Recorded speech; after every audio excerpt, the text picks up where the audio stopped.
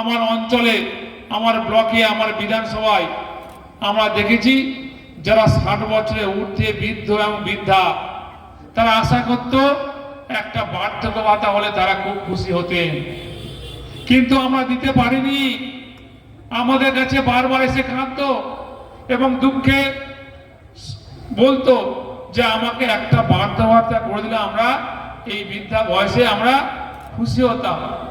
তারা সামান্য একটা মেডিসিন কেনার জন্য হোক, কি তাদের কেউ চা খাওয়ার জন্য হোক, কেউ পান খাওয়ার জন্য হোক, এই বৃদ্ধা বয়সে তাদের কাছে এই বার্ধক্য ভাতাটা অনেক মূল্যবান, কিন্তু আমরা কেউ তাদের পাশে থাকতে পারিনি এবং তাদের কথা শুনে দিতেও পারেনি।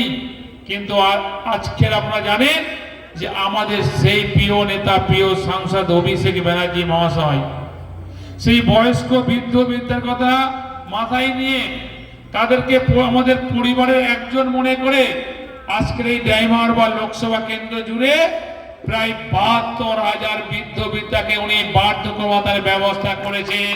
তার নাম হলো অভিষেক ব্যানার্জি মহাশয়।